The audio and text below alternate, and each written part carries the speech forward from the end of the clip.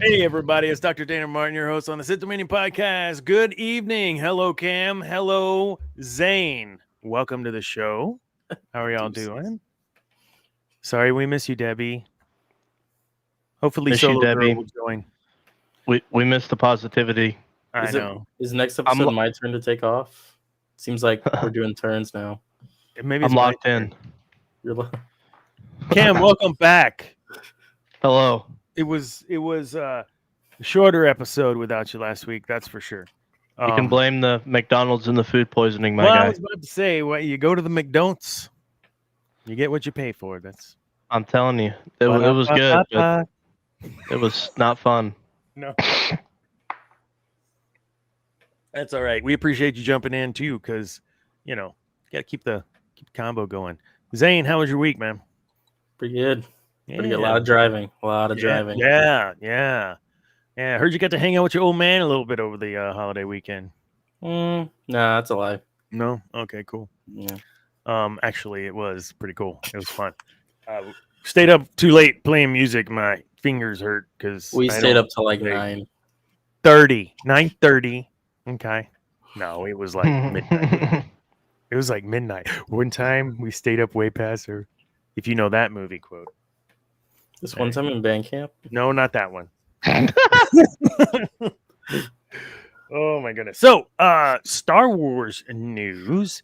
Next week we have The Acolyte. First impressions seem to be pretty good from what I read. What have you guys read or heard? I've heard similar things. I hope the things are true. Yeah. Yeah, I heard it was superb. Someone said superb in their review. And I'm hoping, really hoping. So was there, I saw an article and it could have just been a totally different reference. The Masasi, which is Yavin, where those temples were on Yavin, the forest, etc. on the, Yavin 4. So the Masasi, I saw something about them and I didn't know if maybe this whole forest planet that we see in the previews maybe had something to do with them, but it could have just been a different article. But that's who initially were in the forest of Yavin. That's the temple, old Masasi temple that the rebels were housed in before their attack on the Death Star. Little lore. There's their also acts of terrorism. Before their acts of terrorism. It's treason then. Not yet. So one of the cool things in those books, I keep talking about them. Just go out and read them or get them on Audible. I think there's 6 of them of the Rogue Squadron books. Luke's in them. The whole crew's in them. But the rest of the crew is really secondary and sometimes tertiary. The main characters are Rogue Squadron. So you've got like Wedge Antilles and Quran Horn and like all these cats that use it. Nibnub, all those cats. Nibnub, yeah. Well, he makes an appearance too in the Rise of Skywalker. He's in there too, right? So fighting. But yeah, I don't know, man. Those books. We were talking a little bit about this in the pregame too. There's just a lot of content out there. It's so good. So when it comes to the Acolyte, we were talking about potentially Treya and Bane. What did that look like? What did they say, or how did they allude to that? Because I didn't read that article. It was something to do with Treya. The director or whatever said that Treya had like influenced. Like she had used Treya as an influence during making of Acolyte. Well, that could be very interesting because Treya played very loose with the whole. The Acolyte showrunner Leslie Headland, Yep. to the right, has stated Darth Treya as an influence for the series. She was one of those that we talked about that had great influence and could really not manipulate but influence people. But she allowed what's his name to live? Nyla. Yeah, right? No, son. No, Nihilus? I think it was Nihilus. it was probably. Yeah, she subdued his hunger. That's what I was going at. Yeah. So, I'll scratch your back. You help me out. I'll make you not be so hungry to kill planets. But Such yeah, a so badass ability. Yeah, it So is. It's going to be interesting to see how that plays out in the next round. I think what's fun about this is, one, AI is putting all that together, but two, it gives us some fodder because, I mean, there's things that we know, I think, about these characters through the games that like AI is not going to know. They're only going to know Wiki or Wookiee or whatever it can find, right? But yeah. So on the news front, George said what one of y'all brought up in the pre-show about what he had said about storytelling. Yeah, I can. What did he say? What did he say? He was just kind of letting it loose about people like kind of modern day Hollywood, and honestly just the lack of creativity, I think, with showrunners and producers and kind of the Disney era Star Wars. There were a couple tidbits there. Just think he was he does this every now and then, sometimes privately. Yeah. Somebody will leak a quote, and then he was like accepting an award, I think, at the Cons, I don't know how you say it, festival. So Cons, yeah. Canes. But he was just kind of venting, I think, a little bit. Some stuff I don't think he's wrong, but so that's right. You shot me that article, and they're making reference to a book too that's supposed to come out in June, the High Republic series, Star Wars: Temptation of the Force. So I guess this is all kind of a way to spark some interest in another book. I don't want to say that's all it is, but you're right. Lucas does come out every now and then and kind of mumble under his breath a few things. But I really think you could look at his storytelling and know that pretty much every trope has already been played before he put it into a movie, and he just had a right combination of them. I mean, yeah, I think Zane made a good comment in the pre-show. I mean, he did it well. Whatever trope he decided to use, he did it well, and he kind of did it with, I don't know, respect, homage, I guess, to what had come before, and I don't know. He's not the best dialogue writer, those type of things, but I think just as a pure visionary and a world builder, probably outside of Tolkien, there's probably never been someone better, I would say. Mm-hmm. I think for cinema, he's probably the best. But yeah, so maybe it's more of the it's the dunk contest, and I can jump from the free throw line and dunk it, but that's already been done. So now I'm going to jump from the free throw line and dunk it. It's the same dunk, but this time I'm going to go like this where I can't see, and it's going to make it a little cooler and a little better. Mm-hmm. So maybe if we look at it through a lens like that, I can get on board with that. I think that, yeah, he knows how to storytell and put things together in such a way that it's just better. He makes it better. Yeah, there is a book or more of an author that he had used. I remember learning about this in high school. The book is The Power of Myth. Power of Myth, yeah, by Joseph Campbell, right? Campbell, And he uses a lot of those tropes within myth to really push his story. However, he's not copying a story. He is kind of like a music. He is taking different bits and pieces from here and here and here, and he is forming them into his own thing. You know, he's not just adding a squiggly line on the vase that looks exactly like someone else's. Maybe he's creasing it a little, you know? Maybe he's making a little hole somewhere. Dots and squiggly lines. Yes, but I did it like this. Yeah, there's definitely a little bit of difference, I think, from when you talk to a 12-year-old Ryan Johnson telling stories, and then I don't think Cam heard me say that under my breath. I heard you. Okay.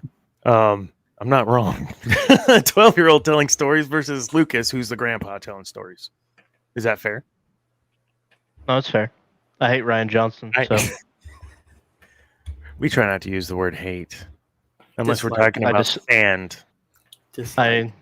I thoroughly do not enjoy his content that he made for Star Wars, particularly when it comes to Luke Skywalker. Yeah. I severely disapprove. With severe distaste. Disdain. It's more disdain. I will never ever watch that movie ever again. My children will never see it unless they choose to themselves. But I don't think I've seen it a single time out of the theaters. I might have seen it once or twice after. Nope. I refuse. I'm not going to. Rise of Skywalker? Not seeing that Last either. Last Jedi. Last Jedi? I don't know if I've seen Rise of Skywalker out of theaters. I watched it like 3 or 4 times in theaters, but I was visibly sick after I watched that movie, so I'm never going to watch it again either. Brings up Do you bad think- memories. You got your hopes up with the last, or with whatever that first one was, not The Last Jedi. The Force Awakens. Force Awakens. Did you get your hopes up a little bit with what might happen and what might be going on? And was that bubble interesting. got burst? Yeah. I think Yeah, everybody did. But I think, in all fairness, it was them. Like they knew what story they were telling, and they knew where the fans would go. So, seriously, like, why would you do that? We belabor this point, but damn, dude. No, they didn't know. That's the problem. I think it's the opposite. They did. I mean, each director had their own vision, yeah, but they didn't know where they were gonna go. Like, I know Ryan had to ask JJ to change a couple scenes in Force Awakens, but they had no idea where they were going. I mean, Daisy Ridley said like they were in like day 60 of filming and didn't even know who Rey's heritage was.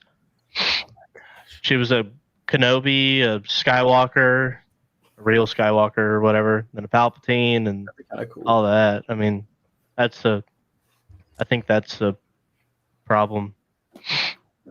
You know, you could have taken that Kenobi direction and had it end. No, not the meat of it, but have it end similarly, where she completes the circle of the relationship between Obi-Wan and Anakin, and that would have been mind-blowing, wonderful end to the saga, in my opinion. I haven't read that anywhere. I'm sure other people have thought of that. I think As she could well. have just been a That would- nobody, and that would have been fine. That would make sense. The Kenobi, because of the diet in the Force, Yeah. it would make more sense, I think. And then she's as Nobody a would Kenobi do it. now on the Lars homestead, where where she's taking up the reins at this spot for eternity, for whatever. I don't know. I felt like, and maybe some of that, we were talking about the video games in pre-show too, that I didn't include the Emperor from SWTOR, but I think some of the video games skew us a bit too. We know a little bit more about Tatooine than what the movies reveal. We know more about that relationship that Obi-Wan had, especially of late, based on some of the storytelling in the show, but also the books. We also get in the video games lore in Star Wars Galaxies. There was a lot of lore that came out of that. Or that it reinforced with Kenobi and the relationship there on Tatooine. So, Yeah, you totally, I think, missed the mark on another option there. Could have had that circle close. I don't know. Then you're still in trouble because the force is still out of balance. As far as we know right now, with sabers buried, the force is out of balance because all that's left is Rey. Am I wrong? Is she a Jedi, light side or dark side? There's no such thing as a gray Jedi. There is such a thing as a force user that chooses not to follow the dark side. The Bendu. Someone in between. Who says that? I choose a Qui-Gon. I choose to follow the light because it's there. Like I'm not gonna the absence of light. I'm not gonna follow. So I think Qui-Gon is a good example too of someone that maybe was Jedi in name. I don't know. I when you have too many fingers in the pot, I think it starts getting it gets cloudy.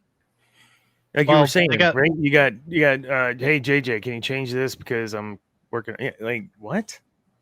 All the decisions are made in a boardroom by a big corporation that doesn't love the IP, which I think is what I kind of read into some of George's comments. Like he said, I knew Star Wars, like, and he could do whatever he wanted with it because it was his. Disney is beholden to their shareholders and their board, and that is who is going to make the decisions for them. So hopefully with the current state of movie making, they'll go back to what they used to do and allow creativity to flow. Let the creatives be creatives. Let the finance bros be the finance bros. Yeah. So. Yeah, I went and saw Fall Guy. I was a fan of the television show way back because I'm that age, and it was amazing. This was nothing like the television show.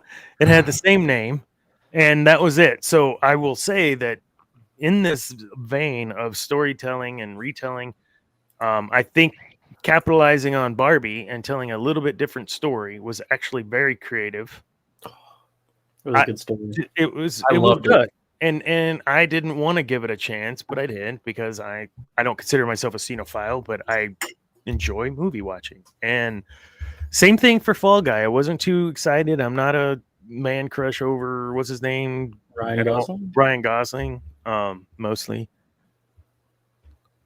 So I just Unless he wants to be on the show, and then. But I was a Lee Majors fan. He's the Bionic Man too. I mean, Lee Majors was the Fall Guy. He was the Bionic Man. He was freaking awesome. He was Buck Rogers or whatever. Like this guy was my hero, and now you're gonna replace him with soft kitty face Ryan Gosling. Ugh, no. I'm not gonna lie. Woods and I watched the second Dune movie. We watched both of them recently in the past couple weekends, and Dune 2. Or Part 2 might be one of the best movies I've seen in years. That's what I hear. I've not seen it yet. I think the first one, but not the second one. It plays. It's the benefit of being like a Part 2, like all the story building and the world building is kind of done in the first film. Yeah, I like the first film a lot, but it's definitely a slow burn. But like the second film, and I haven't read the books or anything, but I thoroughly enjoyed my time with that, and I would like to see more movies like that. Did you see the first Dune from 70 whatever, 80 whatever? Did you see that one? Did you read the book, Zane? Never. No, it's got a dictionary in it. Dude, the book is I've read it and it took months. I'm not a good reader anyway, but the book's like this thick, like it's ginormous. Clearly. The movie might take me a whole month to read that. It's huge. It was great though. And I think what took so long is not only is it a large read, it's you have to be very focused. Like you said, there's a whole dictionary of terms and who the Harkonnens and whatever. Like you got to be able to follow along. So the first movie, Patrick Stewart was in that, Timothy Dalton, a bunch of big time, but it was cult following. Like it wasn't like a huge hit at the box office because it was like a 3-hour movie or whatever. And At least it seemed that long. I don't know how long it is, but so I was really looking forward to seeing what they'd be able to do, CGI and all the things. But please don't hurt my story, because that's one I'm very protective of. It's a standalone epic. It's so good, and yeah, I was very pleased with the first one. I thought it was fantastic. So I looking forward to seeing the second one. It's good. And then I followed up watching those two. We watched The Rings of Power after that. Oh, So that was one of these days I not got as bad as the Lord of the Rings one. not as bad as I was expecting, but it was not great. It's hard to make a second age story when you don't have access to the Silmarillion. So I have no idea what he just said. What did you say? Was that a joke? no, like the time period that that the Rings of Power is set Got in, you. they do not have access to. Amazon did not have the rights to basically a book that's entirely about the first age and the second age. Got you. They only had access to the appendices of the Lord of the Rings, which kind of touches on stuff in the second age, but doesn't go near as in depth. I mean, it was fine. Like there was cool moments, and it's kind of like shows, kind of like some of the Star Wars shows. Mhm. But it was probably one of the most beautiful shows I've ever seen. Like it was cool seeing like Numenor, and the creation of Mordor was cool. I didn't like the way that they did it in terms of somebody's lack of involvement with it, but it was cool. 5 out of 10. I could turn it on while we clean, and It's a series, right? yeah, it's How many episodes? in the it's 8. They're all about an hour 15. They're coming. I watched the trailer for the second season, and it kind of looks cool. They're kind of doing like the Sauron, like Anatar storyline, where he goes to the elves and kind of Anatar, like the bringer of gifts and all of that. And so I was like, I guess I got to watch the first season because I'll probably watch this. And it was a grind. Where does that take out in the timeline? Where's that? Is it pre Lord of the Rings trilogy? Yeah, it's pre Lord of the Rings. Like they're making the Rings of Power in the second age. Okay, basically. so yeah, pre Hobbit, pre Lord of the Rings, pre all those things. Yeah. Okay. It's just they made Galadriel one of the most unlikable characters, and she's your lead. And when you make her very unlikable, it's really hard to root for her when she's your lead.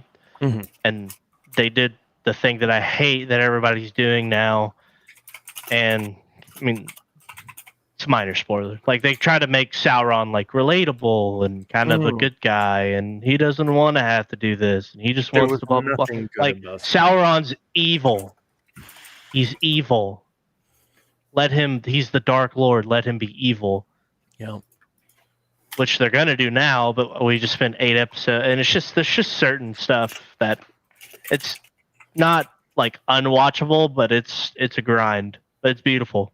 You can just like not have the audio. It's very well done. Like the visual. Yeah, I got you. What? It's one of the most expensive shows of all time, but yeah, well aware. Sorry, I'm yapping. Sorry, we have no Debbie, so we have a Zane trying to reel us in here.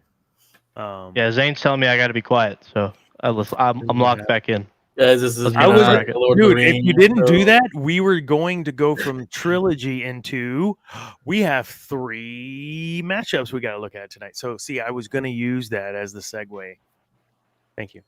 But by blaming this on you, I don't look like a jerk, like telling Cam shut up. So, no, this is not a Lord of the Rings Tolkien show. But I will tell you, I love me some Tolkien. So we can do another. We don't have to just do this show. We can do a different show outside of GNN. Shh, don't say anything. Just kidding. I would totally be game for a Lord of the Rings show. There isn't a fantasy podcast from what I've seen. There is not a fantasy podcast. There is a lot of like fantasy game. Well, is Genshin fantasy game? No, that's an anime game. I don't know. Genshin. You're not a fan. Did you play it at all? No, I played it No. some. It was fun. I played it. Genshin Impact. Genshin, Honkai Star Rail. Read. It was fun. Mm-mm. It was a beautiful game. Like that's why I loved it. It was pretty fantastic. Go check out the article on the latest GNN article on Genshin Impact, the latest update. Who put that out? I think that was. I don't know who put that out, but go check it out.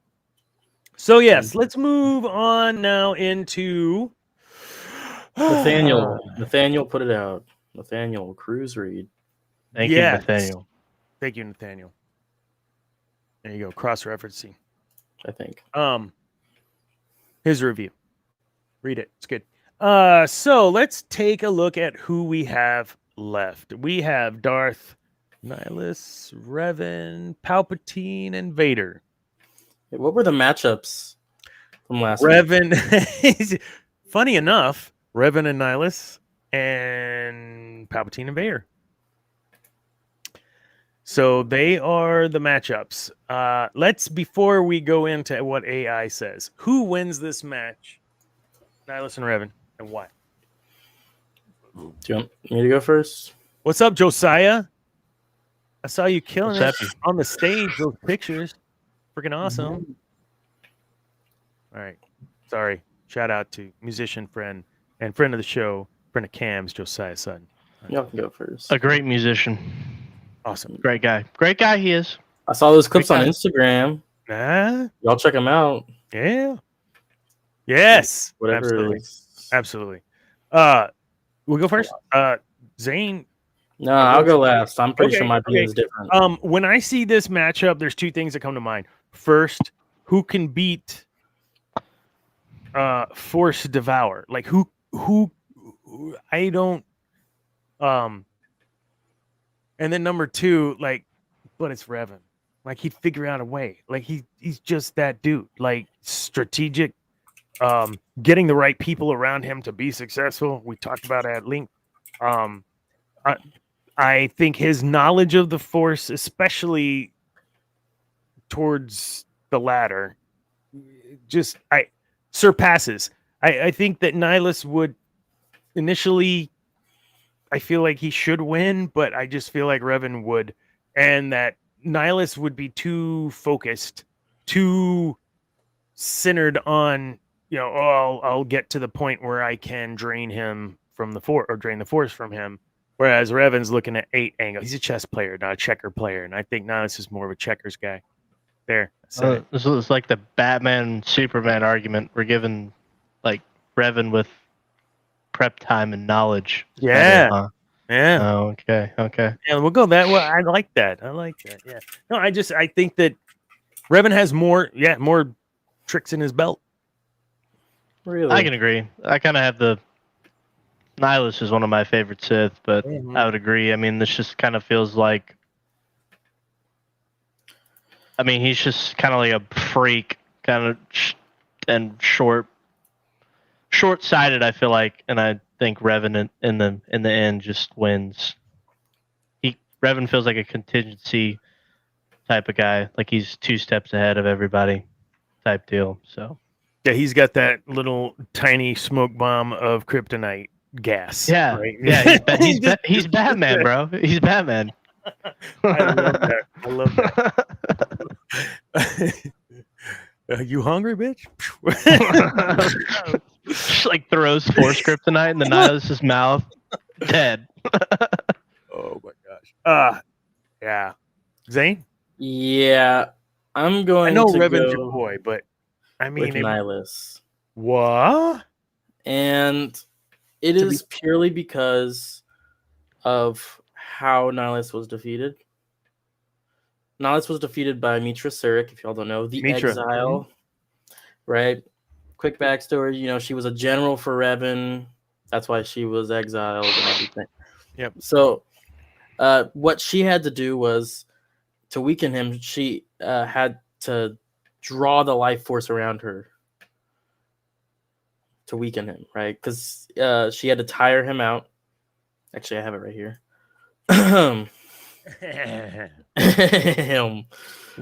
Show research rules. Dana's like, hey, you guys know about that guy that did that thing with Nihilus attempted to absorb Surik's force energy, but failed and exhausted himself because of Surik's ability to draw on the force energy of those around her. They had a brief duel. He stunned the exile, and she offered her life in exchange, a show of devotion that stalled Nihilus long enough for the exile to recover. She entered a trance, disrupted her length, which actually weakened his force bond, and it weakened him enough that it says the trio, so her and her two companions were able to kill him, right? This is from Wikipedia. From Wiki. How it happened. I don't think Revan could do that by himself. If it took Mitra, 2 other people, and a whole bunch of steps, I think he is too powerful of a Sith. To the point where even Traya can't kill him. Yeah. She had to appease him. Keep him satiated. Yep. So he didn't eat her. I fully think that, I mean, Revan got trapped by the Sith Emperor and put in a forever dream state or whatever. Like, it wouldn't take much for him to just force drain. But what do I know? So you don't think he could like bounce force drain red lightning stuff coming off the hand? Like, yeah, no, bounce it off his lightsaber. Like, I'm just joking. Force drain. The way that they depict force drain is just kind of ridiculous, like red lightning or something. It's just weird. But I don't know how you depict that. Like, I get it. So AI took this and they said the following: the initial clash, Nihilus using his force drain straight away. Attempting to sap Revan, his life force. Counterattack. Revan counters with a combination of force barrier, powerful offensive abilities, and leveraging mastery of both light and dark sides. That's important, I think. Strategic. Revan strategically exports Nihilus's great. His weaknesses using superior tactics, blah, blah. So with his... You got to think, I guess, and this is part where are we talking Revan in his prime? Are we talking Nihilus in his prime prior to Traya where he was just eating people? Are we talking like, so there, I get where they're coming from, where AI is coming from on this and why it seems to be stacked to Revan. But I think there's also some time involved. Which one do we get, right? Is it LeBron or is it Michael? And is it in their prime or when it, those arguments, LeBron and Michael Jordan, LeBron James. Yeah, I don't know why that's a question. Why it's a question? No, it's not a question. Okay. There's one right answer. There's only one right answer, and that is David Robinson. No. Larry Bird. So why does Revan win though? They say that Revan's proficiency, his strategic and acumen and adaptability are what give him that. So the dark and light side, his strategy and his combat versatility, whereas Nihilus was kind of one-sided. And I guess that was kind of my point, is like he'd go straight in for one thing, and all you got to do is figure out a way to defend that, and you're done. Like, you got him. Pocket sand. The question is, though, I mean, when he is Darth Revan, does he use the light side? Why wouldn't he use anything available to him? And if you command the Force, is it light side power, dark side power, or are you just commanding the Force? I don't know. I'm asking. I was gonna say, wouldn't commanding the Force be dark side? Based on ideology and code, yeah. But okay, so then I guess you gotta say, is Force push a light or a dark side power? Depends on how you're using the Force. Are you letting it flow through you, or are you using? Yeah, right. Are you letting the Force command you to use Force push in that moment, and you're just feeling it, or are you telling the Force push? So then what you've just done is open the can of there are no such thing as light side, dark side powers. There's only force power. Is that what you're saying? Because that's a whole nother episode. I think I know Does what. someone have the capacity Yeah. of compassion to force heal someone if they are full blown dark side Sith? I don't know. Now the real questions are. God, you're killing me, dude. And there's Well, no one watching. Oh, there's 2 people watching. I only say that Hey, you 2 people. because This the is AI good. really points out that like Revan's like superior because he's light and dark, but it's like how many Sith do we know who have been light side, command the light side? They use the dark side for a reason. The dark side is just more potent in those aspects of what the Sith do, you know. And if this is Darth Revan, he's not using the light side. He was pretty badass. I'm sorry, guys. Like, I love me some Revan, dude. Like, I just know he would have figured the shit. He's Batman. He would have figured it out. What do you? I mean, Cam. I mean, you're the one that used the Batman analogy. I love that. Nah, I mean, as much as I love Nihilus, I mean, I feel like Darth Revan, wins the battle. Yeah. I think I don't know that Zane light made a side great Revan point. does. Is that your point too? Like, does light side win? Does light side Revan beat Darth Nihilus? I think Revan redeemed beats Oh, Nihilus once he is able to use both. Yeah. Would you But- say that maybe he was one of the first to come close to balance? I think, like the father and the son, like that balance, the Anakin balance in the Force, like that. I wouldn't say the first. I mean, the first Sith even was hated what he did and try to redeem himself. But I do think Revan was a step in the right direction for what Mar did. We talked about that last week too. Darth Mar. Yep. Y'all should look him up. We will. Not this episode. Emperor Palpatine, Darth Vader. Who wins that? There's no Vader. Luke. It's just them two. Vader doesn't stand a chance if he's in the suit. No, he doesn't. I mean, that's the whole point of why his technology in the suit is. Hold on, folks. Hold on. We got to backtrack. I spent all this time today doing some shit, and we're gonna watch it. Here we go. Yeah. Okay. There. So see that. Revan. So this was Darth Revan. This is what it said. Darth Revan and Emperor Palpatine was. Wait. I mean, yeah. Darth Revan and Emperor Palpatine? Oh, shiza. You mean Nihilus, maybe? That's the wrong one. Hold on.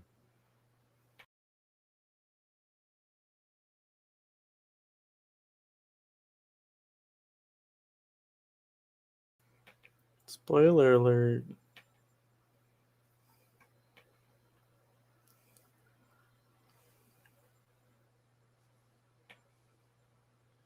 So who is that? Is that Nihilus and Revan?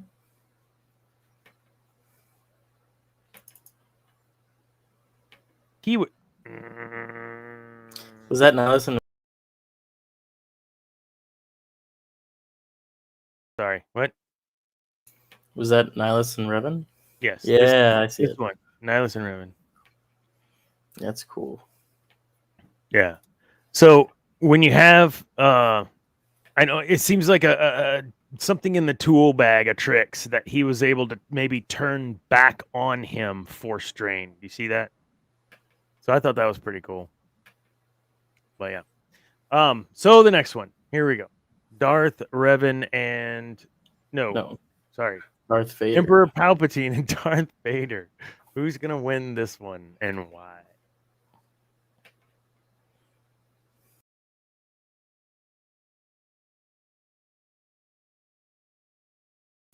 Ooh, I love the samurai. Yeah, that's the only way. You can't use Palpatine or Vader or anything like that in Yeah. the AI because it's cop whatever. I will So say I was before I was like, give me a final blow, and this is what this character looks like. Vader. This is what Palpatine, the ancient sorcerer. Whatever. yeah. Show me the final blow, and this is what it was, and which would be awesome because if that was a hand that was, well, both of his arms are actually metal, and there's electricity, and he's a conduit, then that makes perfect sense. That, as you said, like in the suit alone, Vader doesn't stand a chance. No way. I guess it all depends on time period we talk about. I don't even think Vader Mustafar, even if he beats Obi-Wan, I don't think he can beat Palpatine. Well, in Legends, in the non-canon ending to Revenge of the Sith, he does. Yeah, I know that, but I mean, Yeah, But yeah, that was a very anticlimactic ending, honestly. it was funny. Palpatine, he's so freaking smart, man. Like he knew, like you don't just already have all that stuff there on Mustafar, unless you already knew something was gonna happen. He's God. He's my favorite. I know. Somehow he returned. I'll tell you how. Because he thinks 8 steps ahead of everybody else. They just wrote it poorly. I would have been fine with Emperor coming back. Probably even in that way if it was written differently. I don't know if I'm articulating that right, but I just feel like the way it was kind of He just showed up together. Yes. Show me why. Show me how. Or whatever. That make too much sense, Dana. I know. I do want to point out that for this lineup, we are not even saying Darth Sidious, who Darth Sidious would be pre, right? Because pre-Emperor Palpatine. He took on the name Emperor Palpatine after. So we're talking Emperor Palpatine. No, I said make this an ancient sorcerer. This is if Luke didn't kill him, here he is. Let's say that they're both in that throne room. Luke got tossed over. It's just Vader and Palpy. I just think it's hands down. I'm with Cam. Like there's no way. I don't know if I'd say what's he gonna do? Is he gonna try to force choke him, and he goes, I can't even breathe anyway, and he shocks him, and he's dead. I wouldn't say if Luke is thrown over, because I think with his emotions, Vader could easily. Well, if Luke was thrown over, no. He did do Force Crush in the whenever is Padme all right? Is she alive? No, and he does the Force Crush thing. Palpatine was not impacted by that. Everything else was, but he wasn't. Interesting. Yeah, I noticed that shit because I thought the same thing. I thought, well, if he's that pissed off, he can just do like he does and just crush shit. And no, Force choke him. No, he in the novelization of it, he chooses not to do that. It's a really great, really great tidbit in the novelization when he gets put into the suit. They refer to Palpatine as the Shadow, and the author says, you realize the Shadow is all you have left, and you're a fraction of what you could be, and he can't, basically. So he also needs him to be alive so he can save Padme. That's true. It's just the Force lighting, man. That's the main weakness of that suit, and it was by design to keep him in check. And there's just nothing he can do. Now unburned, fully realized Darth Vader. 501st Lord Vader marching on the temple. I think it's a closer battle. I still think Palpatine wipes the floor with him at some point. I think he toys with him for a bit, but yeah. He needs a few years in becoming because Palpatine tells Yoda Vader's going to be more powerful than you and I. That's the way it's going to be. And I think true, if he didn't get burned, obviously, I think that was by design, but I don't think 501st, even if he beats Obi-Wan on Mustafar, I don't think he has a chance with Emperor or Sidious until 5 years maybe post. I don't know. Just depends. I think I've watched a couple fan videos where I don't know. I think like one's always like the Star Wars theory one where what if, you know, Anakin doesn't burn and all that, and here he turns back to the light on Mustafar, like Obi-Wan's able to turn him back, and Yeah, you the got the Emperor ends kids up and he ends up like killing Obi-Wan, and Anakin just loses it and he becomes like God basically. I don't know, head canony stuff, but if he's in the suit, he has no chance. Yeah, I concur, and AI did too. They said it would be a fierce battle. I don't know about that. Vader, if he was, I don't want to say fresh in the suit, but not old man in the suit like we saw in A New Hope. Somewhere in between, where he still had some mobility, he learned to be a little bit more mobile and use the Force, in a way that keeps him more mobile. Which I believe truly that fan film of the last Obi-Wan Vader fight on the Death Star, that I think is how Lucas. I'm sure he's seen it, and he's like, yeah, because that's how I think he wanted to play it. But even still, yeah, no, Palpatine wins. Dark side mastery, unparalleled. The guy spent his entire life in the archives of not just the Jedi there on Coruscant, but of the Sith. You've got just cunning, deception. These are the things. Unlimited power, of course. The dude knew how to channel even other essence of other Sith before him. Like, that's huge, and that's not new. So for those of you out in listener land that think, what was that BS in the Rise of Skywalker where he was pulling on power from others? Like, that actually has happened several times throughout Legends. If you are that attuned to the Force, light or dark, you can commune with those who have passed. And in those instances, that's why we have Qui-Gon talking with Yoda, and Yoda from beyond talking to Obi-Wan talking from beyond. It's possible. But yeah, freaking Palpatine, dude, wipes the floor with this guy. Any point in his career, Vader gets destroyed. And that's what makes Palpatine's defeat, in my opinion, so special. From a father-son relationship, from a redemption arc, and all the things that we loved about it. But to your point, Cam, we saw that, right? Do we have to keep seeing it every single time? I don't think so. All right, the finals. Revan. What was it that he turned on? He got the Leviathan, the ship. The Starforge? Starforge. What would have happened if Palpy had a Starforge? Well, he doesn't. He had a Thank Death Star. goodness, because I guarantee you if he had a Starforge, it'd be worse. So, who wins that? Who wins that? In their, we know, quote unquote, prime. I mean, he was already old when he assumed the role of Darth Sidious / Emperor Palpatine. We're talking about Emperor Palpatine, not early on. Who wins that? Revan or Palpy? Darth Revan or Palpy?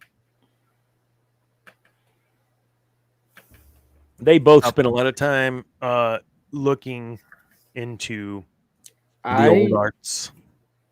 Don't know if it's fair. I don't know. It's weird because Revan is a duelist. He is a duelist. Palpatine likes to use the Force. It was shown with his lightsaber skill. Like, he's good, but he prefers to use the Force anytime he can. He was starting to get worn down there with Yoda. I think. Well, and that's what he did, though. You have to think he did a little bit of lightsaber fighting, and then the rest of it was him using his Force lightning and stuff against him. And the Force, Maybe wasn't he a master of all lightsaber forms too? Yeah. Well, Palpatine. yeah, Yep. he Yeah. preferred the Force. But yeah. So he had that in his little repertoire if he needed to. However, as much as you can study from the dark arts, he wasn't there. Revan was. Yeah. I don't know. I think Revan should win this. Purely because I don't think Palpatine was as strong in the Sith sorcery as we'd like for him to be. And I think that's what really ruined Revan. Was the Sith sorcery. So you think Revan probably could pull this off?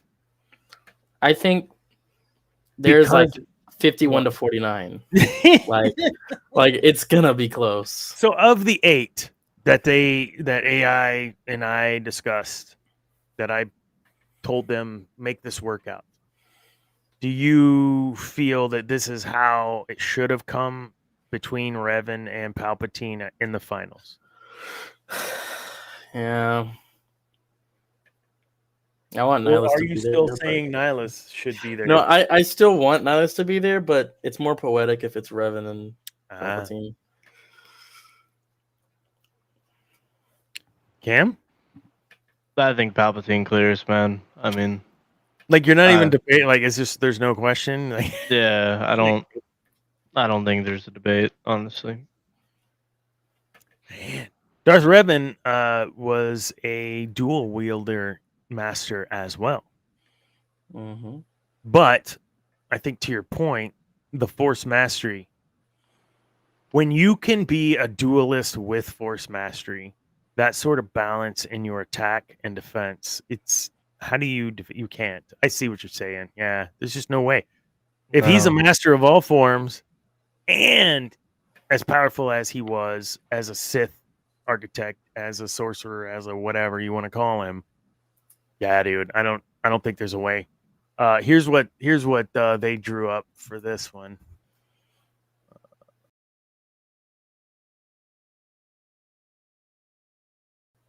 No, not that one. Hold on. We already this one. Yeah. So I thought it was interesting. It was like they knocked off Revan's helmet, even though I told him have a helmet. And then you've got all these different weird things around him. And I kind of was thinking about that whole, like we were just chatting about, I am all the Sith, right? Or whatever. Like you've got all of this knowledge being represented here. Yeah, I don't think Revan can. I don't think he can beat him. I think they would fight for a while. I don't know that it would be the longest fight in all of our the longest match in our matchups, but it would be a decent match. We saw that I think with Yoda. It was a decent match. I don't think he was playing with Yoda. I think he was playing with him when he was throwing the stuff at him. But he was trying to kill him. He did not want the Jedi are relentless. I truly believe he felt that. Yeah. So Palpatine wins it all. How do we feel about that given the 8 that were in the tournament? I mean, he's the greatest Sith of all time, man. I mean, I think it's the only rightful. Vader, not in a suit, I think clears if he's able to reach his full potential. But I mean, anything other than that, I think it's the obvious choice is Palpatine. You think it's detrimental for us in our thought process to try to imagine Darth Vader in a way outside of his suit where he's all powerful? Whatever. I think it doesn't feel right. It's I don't know if his aura is the same outside of the suit, if you know what I mean.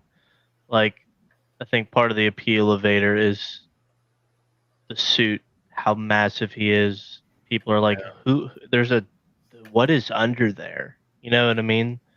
There's a And GNN article about why he's the most. I wrote that one, but no, you're exactly right. There's a visual to that too, and a word of mouth to this that you didn't have on the 501st March. It was just like, oh, everyone died, all the Jedi died. Like they had no idea. it's I think Lucas said Prime Vader is 80% of what the Emperor is, and in terms of how we and I interpret the Chosen One prophecy in different ways. I mean, I don't even know if full potential Anakin's even like. I don't even know even if AI can. I don't even like how are we supposed to put that into? Oh. I mean, I've read stuff about Luke at the end of Legends becoming like the peak of what a Jedi is supposed to be, but Palpatine, I think, in terms of Sith, is the epitome of what a Sith is, given the fact that Darth Vader was confined to his suit. Yeah, and I think you brought this up before, and we talk about this redemption stuff. I've been doing some thinking about this whole Sidious because I know you always say he can't be redeemed, and I actually believe he cannot, and the reason is for me,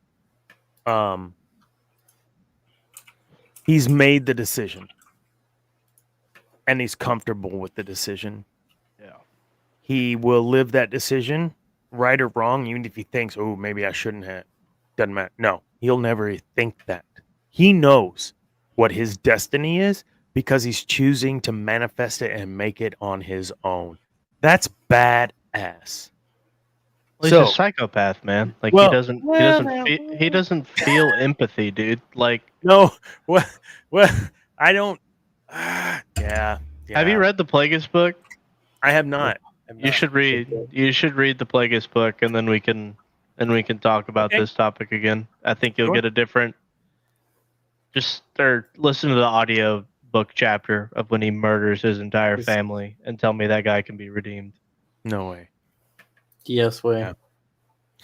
Yeah. I always feel like, that dude at the electric chair has that chance, right, to say I'm sorry. And I know what's coming to me. And I can't change it. But I am sorry for what I did. Truly. If that individual who was a serial killer killed 5,000 people, whatever. Regardless, like in my gut, I have to think right or wrong from a human perspective, from the Force perspective in the grand scheme of all things. The question, I think, becomes, was he truly sorry? What's his motivation? Sure, great. Yes, but does it actually make up for the millions of beings that they've killed, especially in the Palpatine situation? No. You still have to pay for that, right? And I think that's your point. Like you can't get away from not having the responsibility or accountability to the shit that you did. And I'm not saying that. What I'm saying is if in the case of Vader, he never was fully all in. He says he was all I've read some of the comic and I've seen where he's done some crazy ass shit. But the whole point of all of his motivation was compassion and love for Padme. It wasn't to rule the freaking universe. That is the difference for me of why Vader can be redeemed. Palpatine probably can't. And I did not come to that till much later. Thank you, Cam, for freaking making me all cynical and shit. Well, Palpatine is making the same decision to do what he did 10 out of 10 times.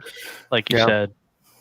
Mm-hmm. Vader, other dark side users, ones that have been redeemed, clearly aren't making the same decision that they make 10 out of 10 times.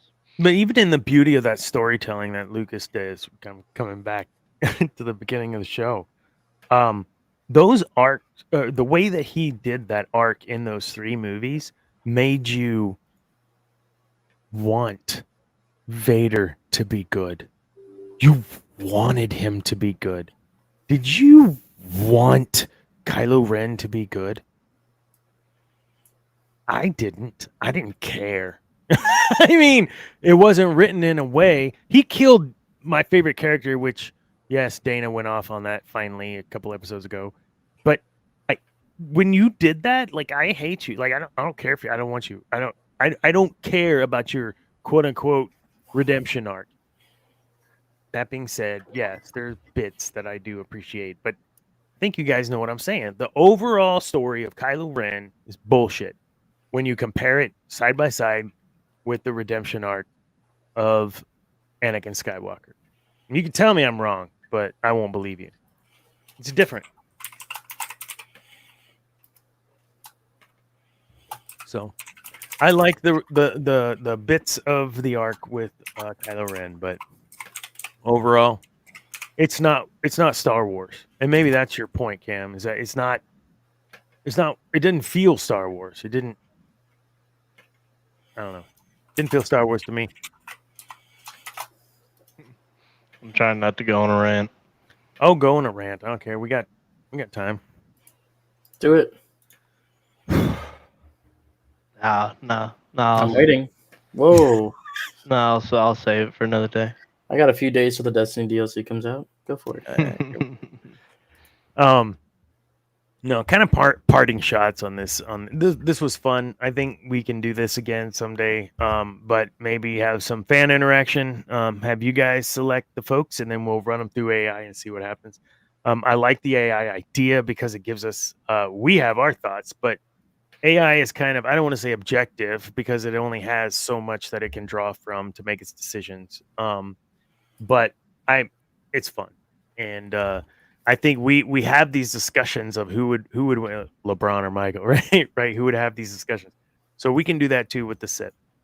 There are plenty of Sith that we didn't bring up. I think Dooku's absolutely one that we could put in this 8. Again, this 8 was what it was mostly because I had an article where I felt like these were the top 8. Just my opinion. Nobody from Lucas agrees for sure.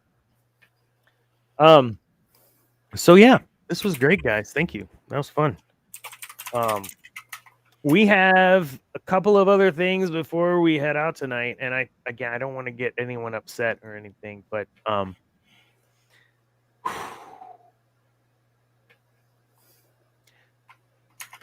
when it comes to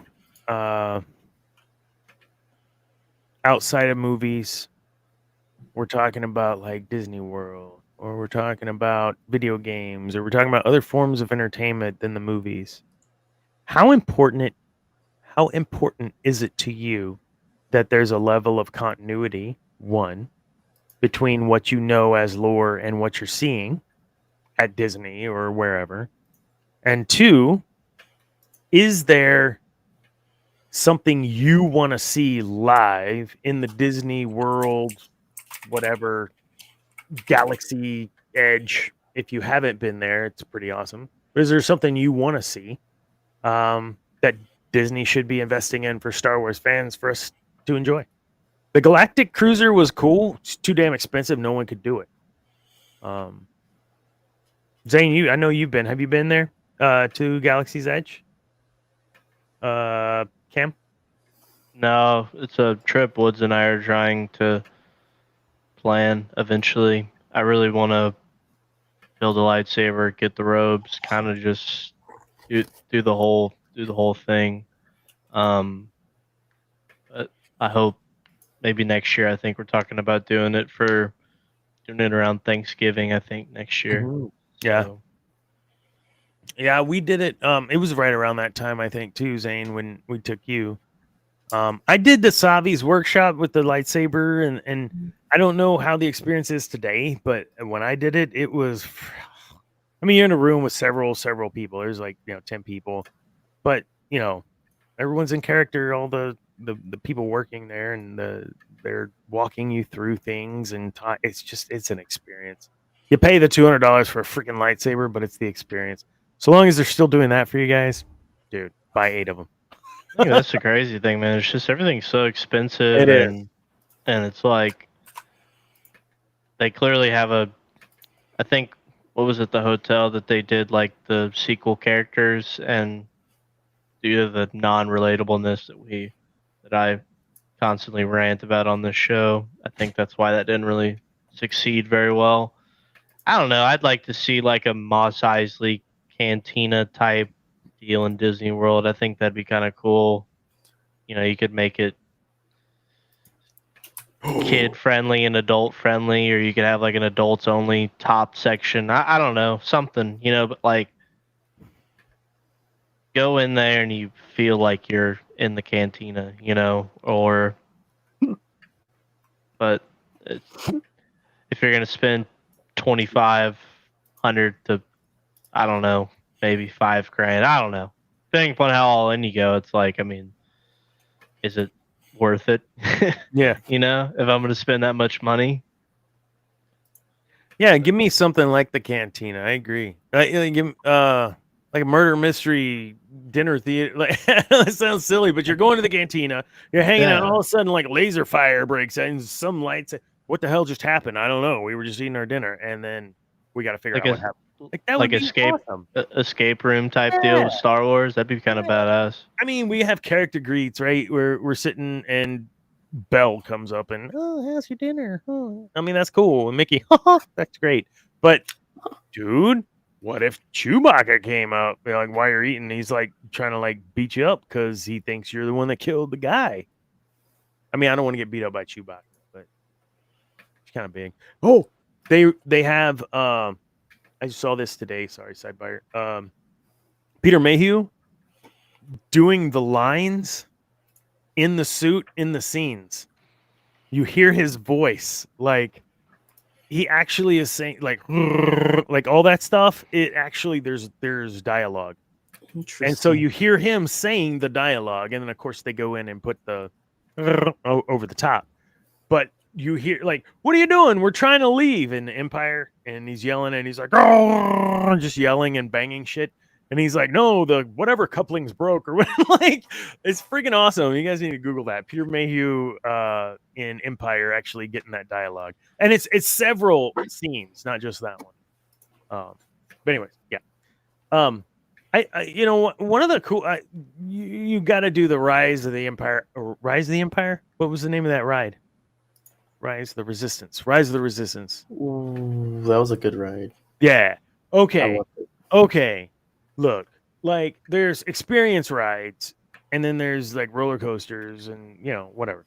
This ride, you stand in line forever. You get in, and it's like on the side of this, like you don't even know. It's not that big. It's just tiny little, and then the doors open after you've taken off, and it's this whole thing, dude.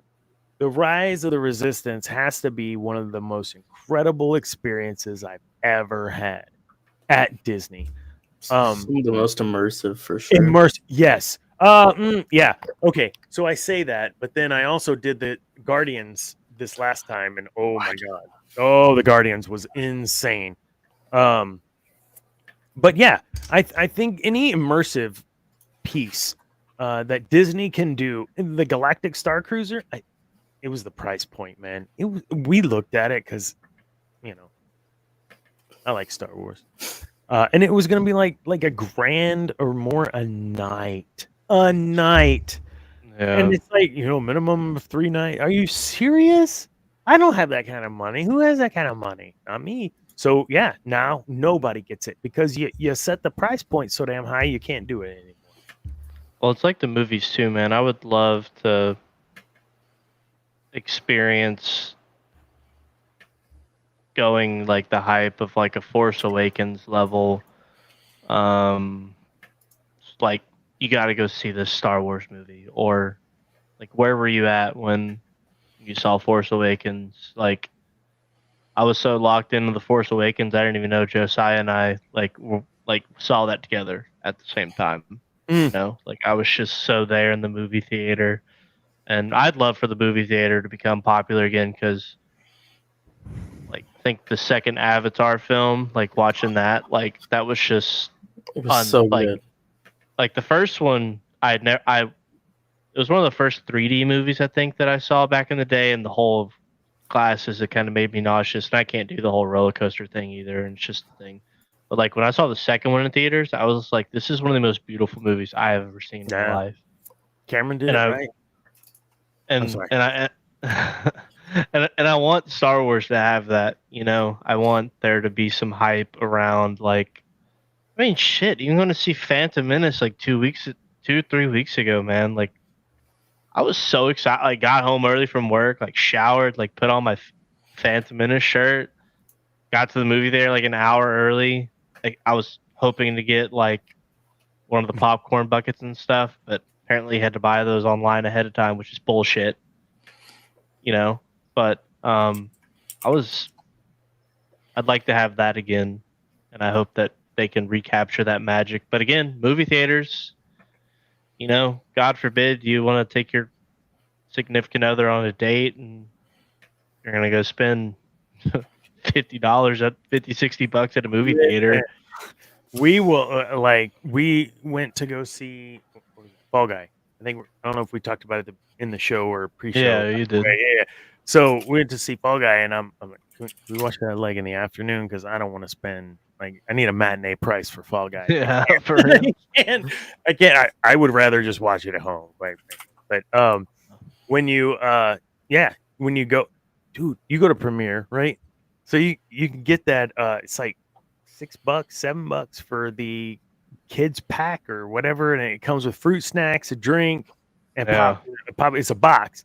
You take that box, you rip open the side where your cup and your fruit snacks go. Now you've got like a box of popcorn, and then you drink. You know, you can refill because it's Premiere, dude.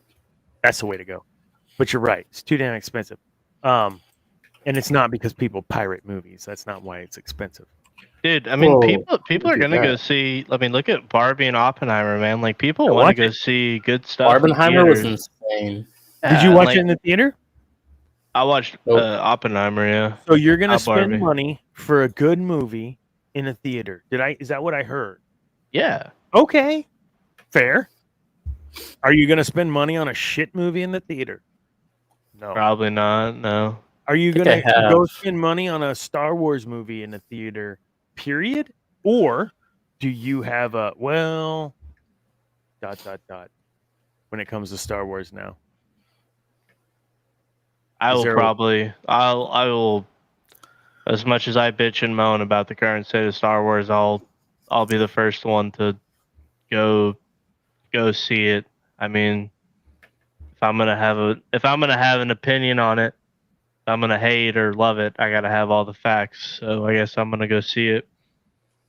Like, so do you feel they know that? They being the proverbial they know you're gonna go see it at least once. You're gonna go see it. They know that. Do you think that's true? And if so, does that bother you? yeah, I mean, it's me. I mean, it's my fault. Like, if I want change, I should not give them my money, you know? But I also love this franchise. I mean, there's even in all the garbage in the last 10 years, there's still good stuff in there. And I will praise the good stuff that's in there. And I kind of go watching, hoping stuff's going to be good, you know? And I don't want it to be bad. I hate that everything's so corporified, you know, not to get too conspiracy theory on it, but I mean, I want it to be good, but Mhm. if it's not good and I don't like it and I paid for it, I feel like I can have an opinion on it. No, Man, absolutely. I sat here a month and a half ago. You and I were hating on the Acolyte trailer, and I'm hearing people that I respect say that, you know, good stuff's coming out. I mean, I will be the first to come on and say I was wrong and I should have shut my mouth or waited till it come out to make an opinion of it, you know. But I they, tried they're, I tried to un- be the antithesis to you, right? Like, like, no, there's good stuff. Like, we're good. No, and I know you don't feel that. Like, it's not all bad. And yeah. I know you don't feel that about the new stuff. It's not all bad. I But think, those things that are bad, I think for you, make such an impact that it taints the rest of it. Like what they did with Luke taints the rest of it for you. I am not one of I'm one of many that say watching The Last Jedi felt like a fu to Luke fans and Star Wars fans. I mean, that was that was super unfortunate. It was kind of like Han Solo fans on steroids, I think, for Luke fans, because there's just no way that they could have done what they did. Like, it's still hard to think about today. And then it's unfortunate because in that scene or in that movie, there's a really great scene with him and Yoda. And I will sometimes watch the clip on YouTube, and then I'm like, God, that movie's still so garbage though. And then like and then the rise of Skywalker, it's just like the uncooked shitty cake at a birthday party that sat in the sun for 3 days and just spewed garbage. But I mean, they're not going to do anything until the stock price hurts, until the stock price is unrecoverable. That's kind of where the decisions are made. So here's the thing, dude. Like, look, I'm a musician. I'm a writer. Like, creative. I know I'm gonna make shit that not everybody's gonna like, but I don't intentionally try to make something that no one's gonna like, because that's suicide, right? I don't think Disney's intentionally trying to make shit that no one likes. I just believe they're not using the opportunities and resources available to them to make shit that we do like. So they're not making it shit on purpose to piss us off. In my opinion, I think they're making shit because they're just trying to get something out quick. And they don't have time to vet everybody or spend time with Filoni. Who would you like to come on as a writer? I don't think those are the things that we wish would happen, but I don't think they're happening. Because we do trust Filoni, don't we? Can we collectively, us three, do we trust Filoni? Oh, Cameron. Do you not trust Filoni, Cameron? I like his animated stuff, and I liked most of Ahsoka. I mean, my eyes were watery, definitely in episode 5 of Ahsoka. Oh, okay. But I would love if Tony Gilroy could somehow be a key player at Lucasfilm in terms of the creative direction of Star Wars. I think if Star Wars could and Andor's definitely a slow burn. I mean, I'm going to give it a rewatch because I don't think I watched that in a great headspace after Kenobi. But I think if Tony Gilroy could be in the creative room for Star Wars, I think we would be in a good place. And I don't know, man, if Leslie Headland kills it and she's, and people like it, and she, outside of some things that I won't go into, I mean, if she makes good Star Wars stuff, I mean, why not throw her in the room too, and let the creatives be creatives, and maybe they'll give us cool stuff. So there's a guy, his name's Scott Steriker. If you're out there, Scott, I know you're not listening, but if you are, I've tried to reach out to you. Yeah, Zane. Yeah. Dude, I was in a band with this guy for several years. Couple bands. He's a hell of a guitar player, and huge Star Wars fan. He would come over. That's how Zane knew him. He would come over and we would play music, but then we'd watch Return of the Jedi or we'd watch Empire. Like this is what we did. And dude, I met in college. Huge Star Wars fan. And when we would write music, the way he would break it down was like this. Like I would say, "Ooh, I don't know how that sounds. I guess it sounds okay. It sounds pretty cool, but musically," and he goes, "Dude, Does it sound cool? Yeah.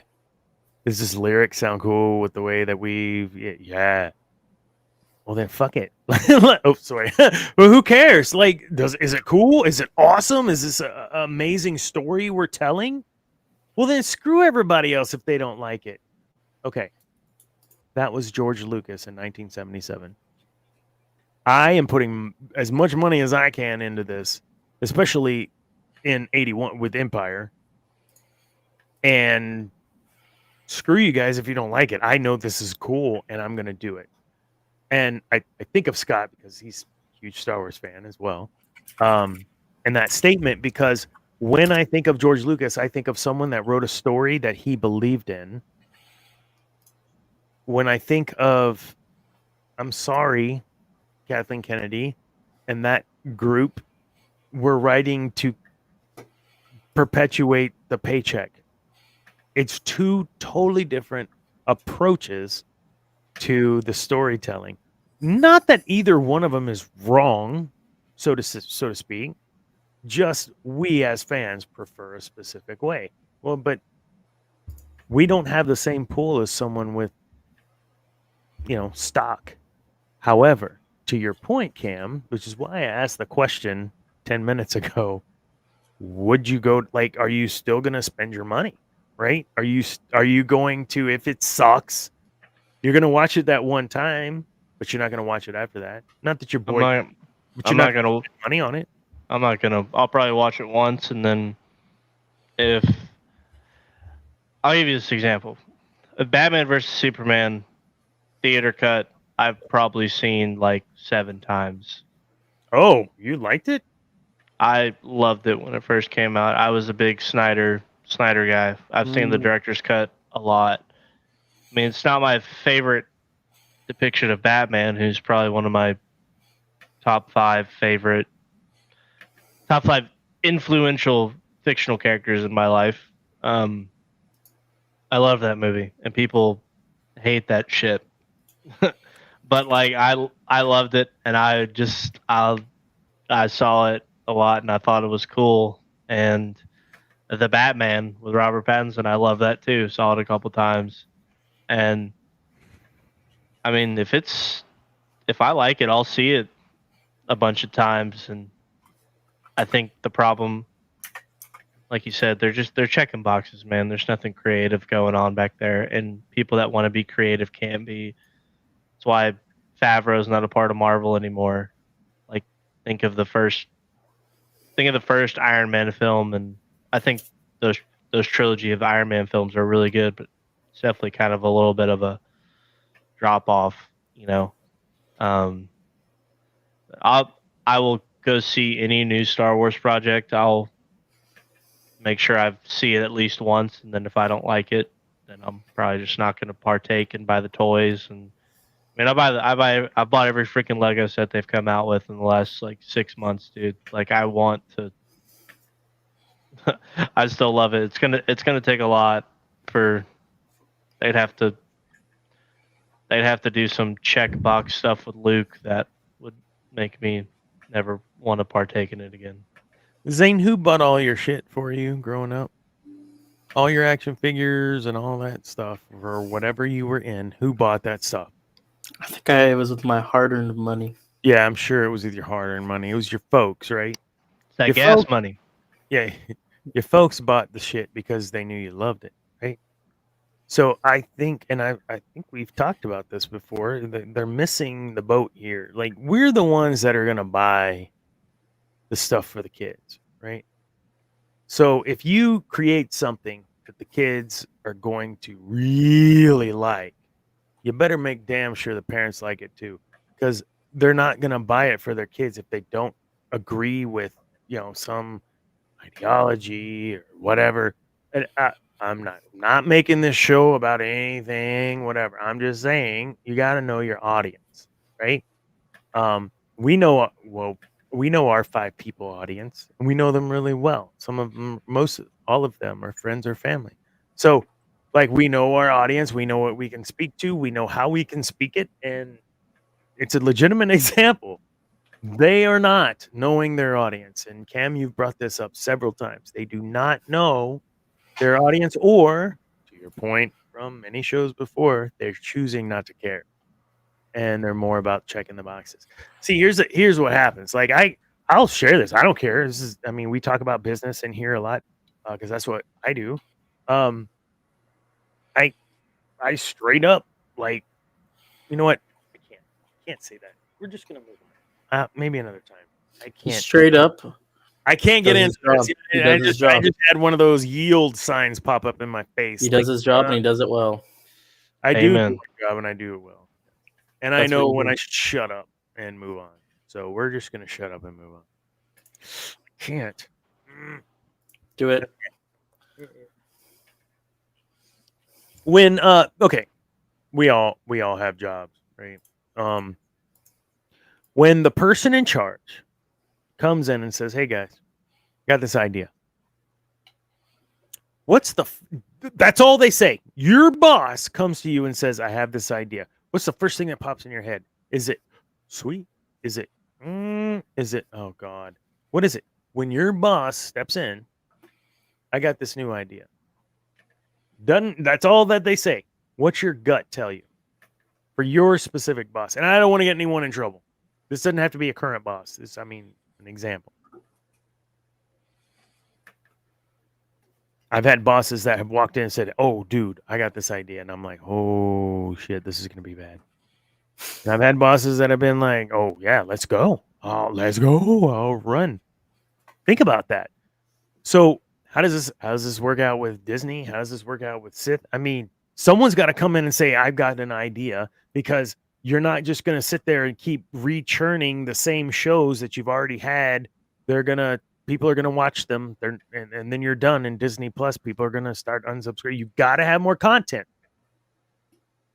Does it scare you when they walk in the room and say, "I've got this idea"? That's the question. With Acolyte, I was scared. I wrote 3 articles. I've said it before because I'm scared. I'm so scared. I mean, I kind of know how a publicly traded organization operates, and I mean, the decisions are made at a round table. That's where they're made at, and not the typical round table I think you'd expect from a creative standpoint. You know, I think they care because they want to make money off of it. They don't like if Star Wars was just failing. I mean, Disney would sell it to the highest bidder at any given time just to get it off their balance sheet. You know what I mean? Just let somebody else handle it. But it's just, I don't know. I think at the time, Kathleen Kennedy was the right choice. I think going back to articles 10 years ago, she was the heir apparent, but did she love it as much? Did she love the things that her former bosses made as much as she may have led on to believe? And is she allowed to make certain decisions as she's allowed to as president of Lucasfilm, given that they're under the Disney umbrella and the certain stance that Disney has taken on things and the battles that they have chosen to pick with their audience? And that's really all I got to say. It's tough because if they don't make money, we don't get more content. And that's a balance that any business has to do, right? I mean, I have this business that, yeah, hit me up, guys. You have to have a balance on what people want versus what you're trying to provide. Like, I know what I want to give folks, but they don't know they need this, right? So the storytelling, hey, I know Lucas, I know what story I want to tell. They don't even know they need this yet, and I'm going to give it to them, and it freaking blew our minds. Now this next set, yeah, we're like, but someone had to sit there and say, you know what, I don't want to destroy this franchise. I truly believe this is the way to go. And in the boardroom, when that decision was made for The Last Jedi or for The Force Awakens, I truly believe everyone in that room had every best intention. for Star Wars Legacy. But they were trying to churn something out.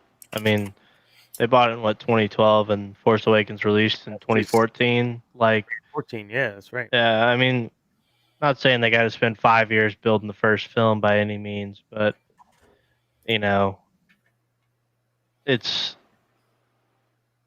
they were trying to get something out, and it was the Force Awakens was a safe play. Dana, would you consider the Phantom Menace a safe play? No. It was an No. ambitious, yeah, yeah. That's, I mean, it's a very ambitious film, and But has as we talked about earlier, Cameron, there was no pre yeah, laid out. There was no template laid out of what we would think could happen. So he could do whatever the fuck he wanted. yeah. But I mean, still, Force Awakens is one of the highest like trailers I think of all time, and it's a definitely where were you at moment when you saw that type deal. You know what I mean? Yeah. So That Finn moment, yeah, you're right. It was awesome. I mean, it is what it is, man. I'm hoping you know, with shows and like House of the Dragon, Dune, Barbie, Oppenheimer, like there's still creatives out there that are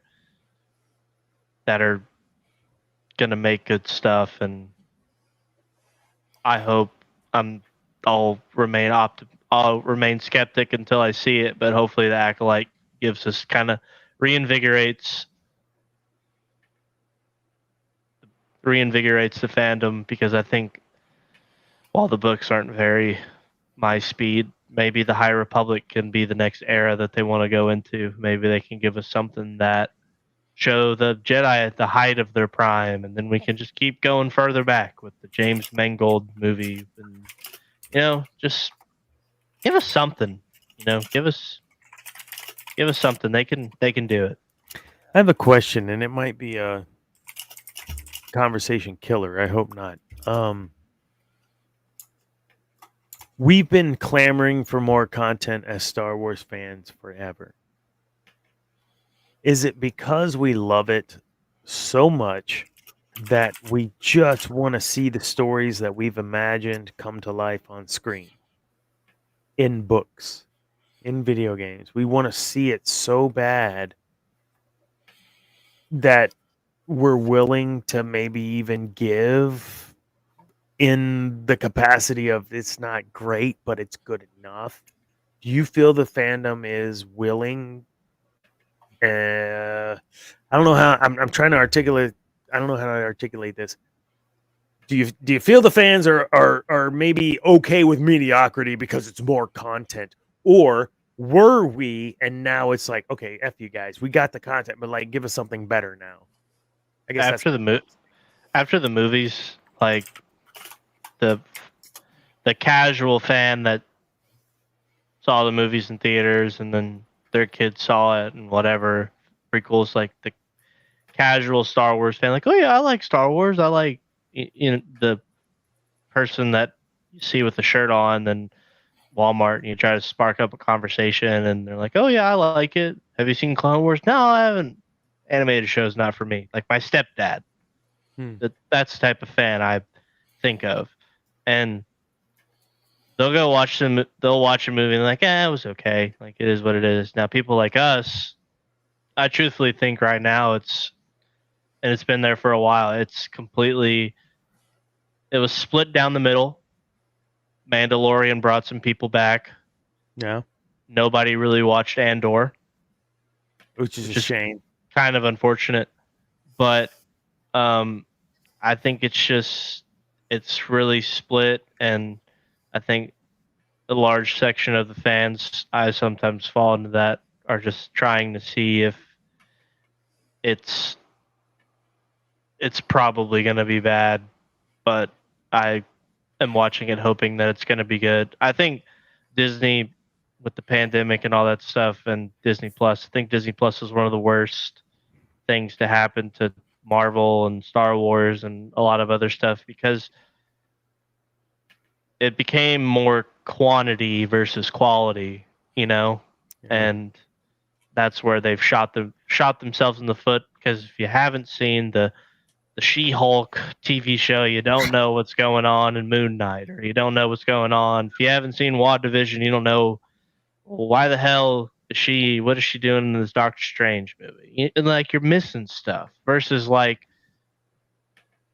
yeah, you could watch the Clone Wars and appreciate, but you don't have to watch Star Wars: The Clone Wars to make the movies kind of make sense to you, right? Mm-hmm. It's an after product of the product that came before, and it helps. Yeah, sure, it helps fill in a lot of gaps, and it is great moments in there. But like, my stepdad doesn't have to watch that to know that he likes the prequels or the originals. He didn't have to watch Rebels to like the, you know what I mean? Like the movies are the main commodity and what gets people drawn in. And then if they want to watch the other stuff or they want to read the other stuff, they can do that. They can do it as they please, but they're not feeling like they're missing something.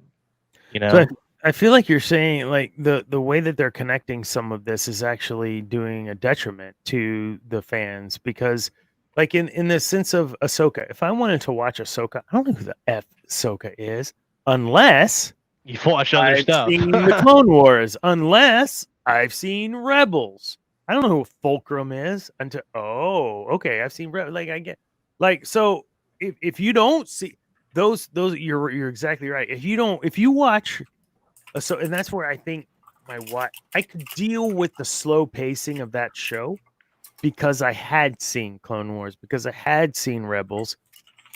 I knew the characters. I was waiting for this strategic thinking, speaking the way that I just kind of, although it was a little slow in the pacing, I understood why it was the way it was. It was a very thoughtful, strategically thinking, critical thinking show. But my poor wife, I think, like at times I had to be like, "Oh, that was this guy, and that was that thing, and that's why she did that," because she didn't watch, 80 episodes of the freaking the Clone Wars or whatever. Who does? Who does? I mean, I do, but not everybody. And she starts to fall in love with Ahsoka, who's a great character. And now it's like, well, okay, do you want to go back and watch all these so that you get even more? And she's like, God, that's how much time. So yeah, I think if you're Disney, you're right. The Disney Plus thing has been a bit of a detriment to the I'm a fan, I love the movies. Oh, Ahsoka, I don't even know who that is. Okay, maybe I'll watch. Oh, you mean I gotta watch this other shit to even know who this. The same thing happened with Marvel. We watched the preview of whatever the new Marvel movie is. They had the TVA in there. The What was Deadpool it? one. Yeah. And I was like, oh my God, Charlie, you haven't seen season 2 of Loki. You've got to see season 2 of Loki before you see this. So that you No, you really... don't. No, hold on. I need her to see that because season 2 of Well, Loki. I'm not saying it wasn't good. I'm just saying. Ugh. But then to really, truly, fully understand the TVA, you got to watch either season 1 or 2 of Loki. Both would be better. To understand the TVA's role and everything and how it relates to not Kane. What's his name? Kang. Kang. Thank you, not Kane. Kang. He who must remain. Yes. So He who remains.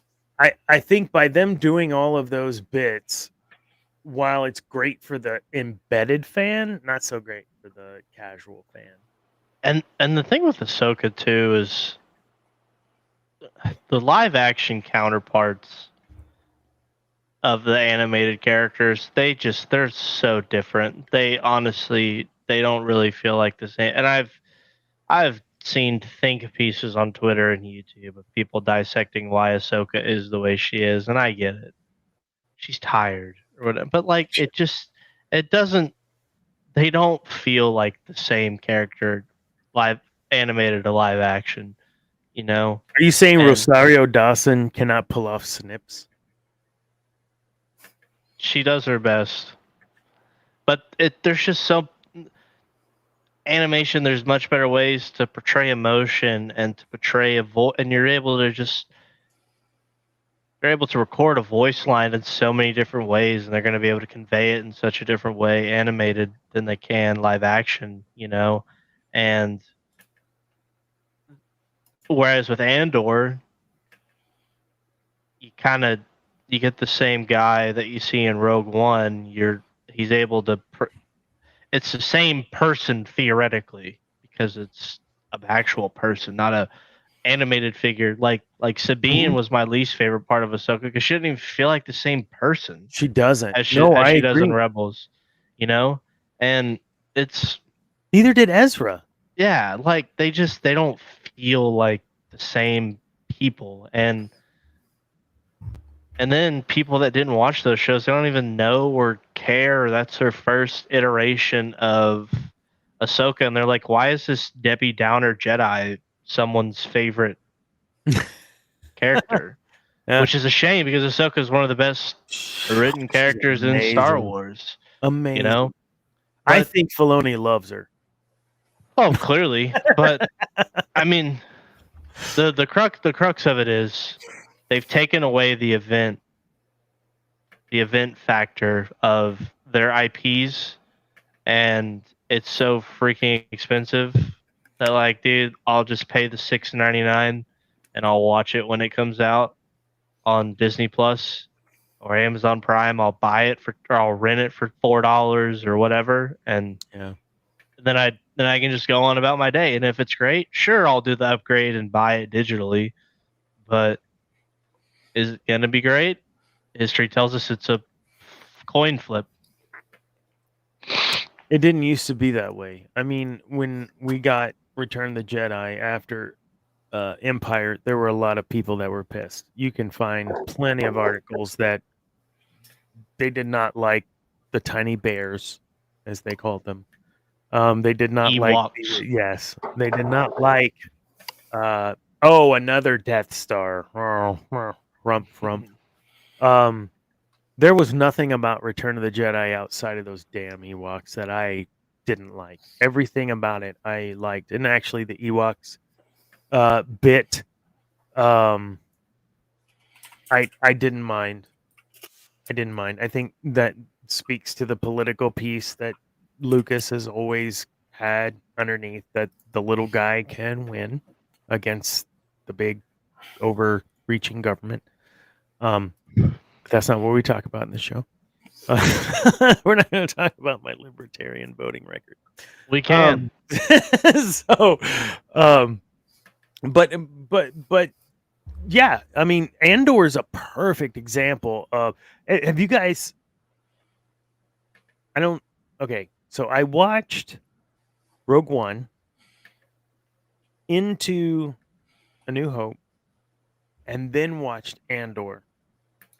It takes a week or two hitting it, here and there.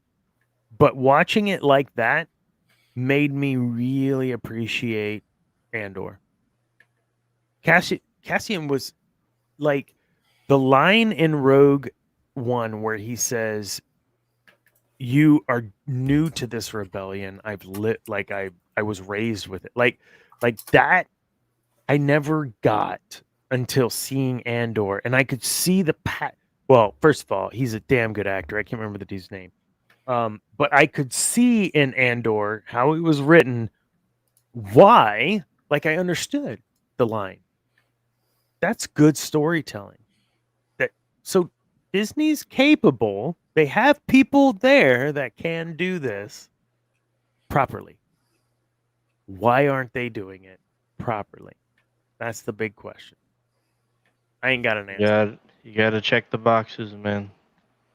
I ain't got an There's answer. boxes that the shareholders got to make them check, and they will check it, or you won't be able to make your project. It was great having DJ Elliott on to get some of the other side of this, where we're the fans, right? And he's a fan, but he's also embedded. I think hearing his honesty of yeah, it's great, like the content's great and this and that. It's not always easy. I think to please all the fans was one of the things he said, and I concur. For even here in these three battles, like we had differential opinions on this or that. Overall, yeah, we sort of agree on this is how it should probably play out. But we had some small disagreements. You're not going to get all the fans to agree. But should you be writing shit to appease the fans? And that's a question I have for you. Should we be expecting them to write for our pleasure? Or should they be challenging us on some level? Maybe not the levels of the box checking that we're trying to avoid talking about, but what are your thoughts on that? Should they be writing stuff for us, or should they be writing stuff for the story? Both. Yeah. Because if you do it well, you can do both. And Is this the where Lucas says we have to have the Ewoks because we have to show X. We have to show technology and strength and power. It's not everything. There's more to it. So you're saying, yeah, we can have both. We have to be intent on the message and not just check boxes. yeah, well, not have the message be the story. Let the story. I don't know. Let the story be the message. Like, don't tell me this character's great. Show me why they're great. Don't tell me I need to love this character. Show me why I should love this character. Why do I want to follow them on this journey? Why do I want to be invested? Make me invested in your story. Like you said earlier, like every one of us gets to the third act of Revenge of the Sith, and we're hoping he doesn't turn, and we've seen the movie 100 times. Why? Yeah. Because we're invested in the character. We love the story. We want things to turn out the way we want them to turn out, even though there's millions of things that show us it's not going to be that way. Yeah, nobody's shocked in episode 3 when he becomes Darth Vader. But yeah, but we're all like shocked. Like, are you kidding? Why? What are you doing? Yeah, I mean, I always say Revenge of the Sith is Lucas's magnum opus. Like that is that I don't care. I mean, it's everything that's great about Star Wars, in my opinion. And with all its flaws, because there's flaws, but it's about as if he could have done that for 2 other films, it would have been one of the greatest trilogies of all time. But got to tell a story. But they a lot of the bad projects, they do a lot of telling us, and they do a lot of filler, and they just throw a lot of stuff and they try to make it stick. Whereas with Andor, if you stay the course, you get invested in the character.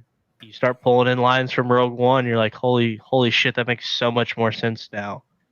And you like Cassian Andor, even though you know his fate. Yeah. And they can do it. It's just, are they going to be allowed to do it? Going back in time and doing the Andor series after we already know what happens to Cassian.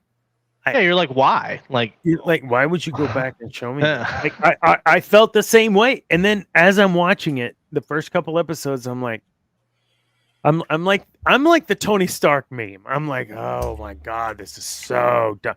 You gotta develop it. I get it. You got a character development, and I'll deal with it because I trust. I know, probably shouldn't, but I trust. And in this case, I was absolutely affirmed in my trust because what a freaking series. And then I like Andor season 2. Seriously, you're gonna do a second season? Okay. And I know we're pushing 2 hours, but just one more question and then we'll close it out. Mando. So we have a movie coming out and a new season, or just the movie? I hear different reports every other day. That's why I'm asking the question. What do you guys know? No? I just don't. I think they're running in this. They're beating the dead horse, as my daddy would say. Grogu is their best-selling toy. They're gonna keep churning them out for good stuff. I think with everything that's flawed about Mando season 3, I think let them have his a happy ever after. Like Let him go. Yeah. just they're at their place on whatever planet they're on, father son, like let them rest, you know. You think? And that they've taken too Okay. long. So sorry. No. I don't know. At this point, it's gonna be weird, especially with that Mandalorian movie coming out. It'll be the very first movie that you have to know something. I think. Oh, sure. I mean, when you really you have to watch Mandalorian to know what's happening. Mm-hmm. You can watch every trilogy and be fine. You can watch Solo and be like, yeah, Han Solo, right? You don't have to watch any seasons. You don't have to watch any shows. You don't have to read any books. You can watch Rogue One and you're like, yeah, it's a Star Wars movie, you know? Oh, so that's how they got the Death Star plans. Yeah. Yeah. But it's all the movies, which, as Dave Filoni has said, as Lucas has said, those are what is canon. Those are what is canon. Now, the shows and stuff are canon, but the movies are what matters. The movies are what matters at the end of the day. And I think it scares me to see what they're doing with Mandalorian, especially with what we've been talking about, how Mandalorian is a show and you have to watch all 3 seasons to know what's going on. Plus the Book of Boba Fett, which has more Mando in it. Oh, I know. Let's not even go there. And I mean, let's keep it a $1.50. It's gonna have to do something with Ahsoka. So now you have 3 shows you have to watch, not including Clone Wars if you want to know about Ahsoka, Rebels if you want to know about Thrawn and Ahsoka. I don't know. That's what scares me. Damn, that's true. No one, if you didn't watch Rebels, you wouldn't know who Thrawn was showing up there at the end. Like, who the hell's this guy? Like, and why is everybody afraid of him? I mean, I guess you could step into that, but I'd be turned off if everyone else knew who this character was but me because I didn't watch 80 episodes of whatever. I see your point. That sucks. Mm-hmm. We have just a couple minutes before 2 hours, so we're gonna quit. It's Cameron's fault. This is absolutely, we know now for sure we have had the control, the variable. Debbie was not here tonight. It's not her. It's me, Cameron man. was here tonight. It was Cameron. But there's a reason we have Cameron because, yeah, it makes our show a little bit better having Cameron on. Thank you for being on always, Cameron. Thanks for having me. Yeah, man, we'll close it up. What's going on for next week? I don't know. We've got episode 40. Maybe we'll do like I don't know. We'll do something. I don't know. We'll figure it out. But I do know that in 10 episodes, it will be episode 50, and that we will have a huge throwdown for. I also know that in July I started this podcast. So we are coming up on 1 year. So we had episode 39 coming up on 1 year. If I do 40 episodes plus in 1 year, that's not very much time off. So I think, as we talked about in pregame, and those of you in TikTok world would have gotten to hear, we may take a little bit of time off coming up into the next year. That'll give everyone an opportunity to watch the new show, The Acolyte. Give us an opportunity to come up with some shows to talk about the dark side pieces to The Acolyte. Not sure how all of that'll look. But next week we will have a show, even though The Acolyte is set to premiere on the day of our show. Yeah. So be ready for that. Debbie, we did miss you tonight. I know you think we don't miss you when you're not here, but we do. And I'm actually kind of sad that I didn't see Solo Girl pop up. Not even for like a hi guys. She's getting some rest, man. She deserves some rest. I don't know. She didn't do nothing last week but our show. So, no. Yeah. Get some rest, Deb. I told you, get some rest. You're good.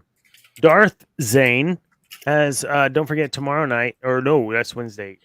Thursday night, his show is on again, the MC no, not MCU Monday, Cantina Happy Hour. I'm not sure what they'll be talking about, but it is already scheduled. Let me see if he says what he's I got the schedule right here. Nope. Okay. So I don't have anything else, man. We'll have a new show next week. It'll be episode 40. It'll be super fun. My birthday is tomorrow, and I come in a size PRL inlet pipe for a 2019 CTR. If you know what that means, shoot me some money, please. It's the last piece.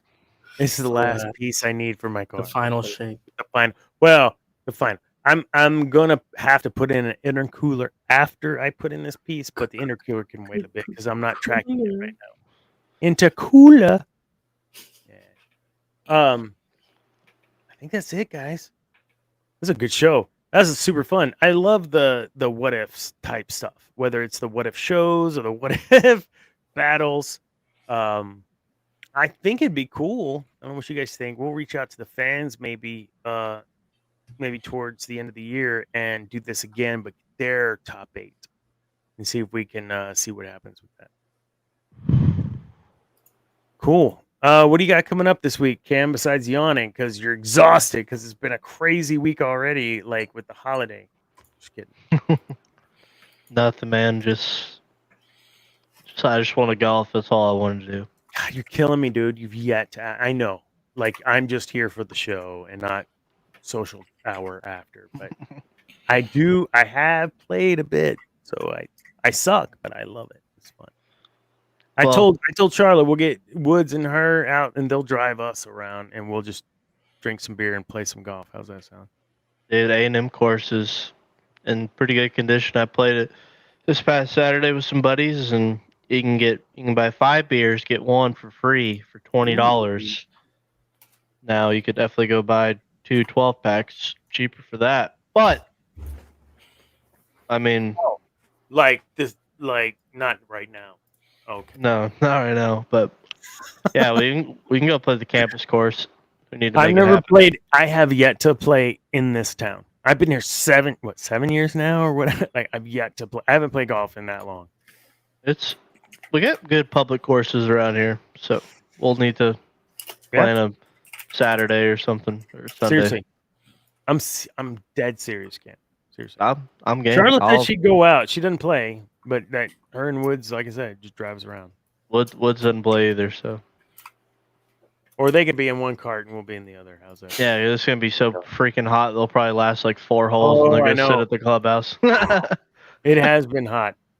So that weather, you guys end up okay over there, son, this weekend?